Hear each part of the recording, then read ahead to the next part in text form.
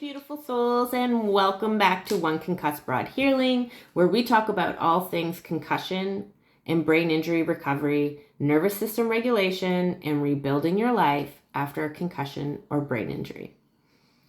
Today's topic, something that isn't talked about nearly enough, but it's massively important if you're healing your brain.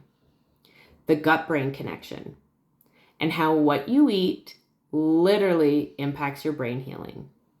So whether you're struggling with brain fog, anxiety, depression, fatigue, or mood swings after a concussion, your gut might be playing a bigger role than you think.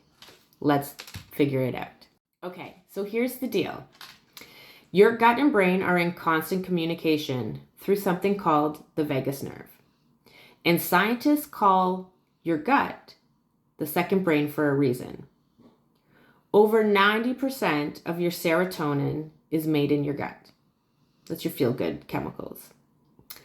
Your gut microbiome impacts inflammation, mood, memory, and even cognition. And an imbalanced gut can worsen symptoms of brain injury like anxiety, brain fog, depression, and fatigue. So if your gut's not happy, your brain won't be either. And if you're trying to heal your brain, you've got to support your gut too. So we're going to look at foods that heal versus foods that harm. So let's break it down. What to reduce? So these inflame the brain and the gut. Refined sugar, ultra-processed food, gluten and dairy for some people. Test it. So remove it from your diet and then slowly reintroduce it and see if you notice a difference. Alcohol, artificial sweeteners, seed oils like canola, soya beans, and corn. What helps is omega-3 rich foods like salmon, chia seed, and flax. You can get ground chia seed and flax seeds from a bulk barn here where I live. And I throw them in a smoothie in the morning. So it's super easy to have those added into my diet. Fermented foods like sauerkraut, I love it.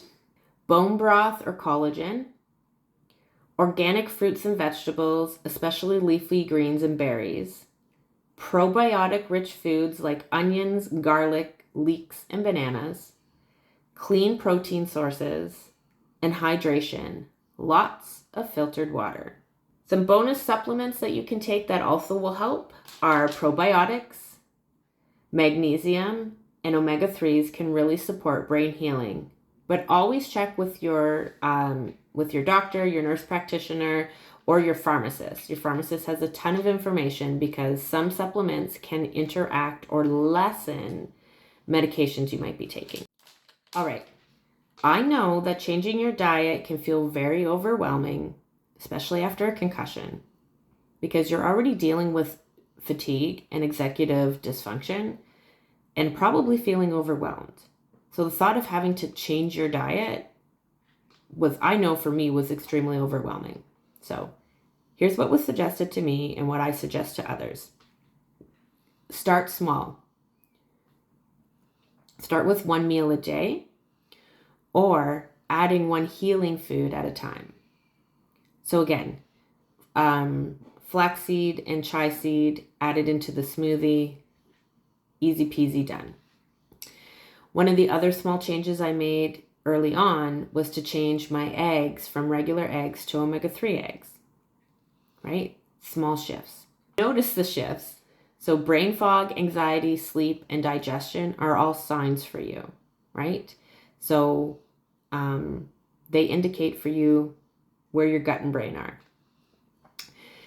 Number 3, keep a journal. Track what you eat and how you feel over the next couple days. And remember, this isn't about being perfect, and it's about progress and nourishment, not punishment. You need to be kind to yourself, and you need to take small steps.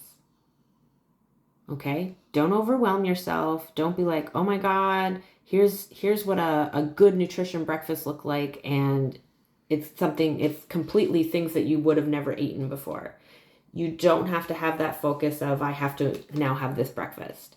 take a component of that breakfast that you can add to your current breakfast. And maybe there's something from your breakfast you can remove in place of, right? This is about small steps to help you on your progress and your recovery.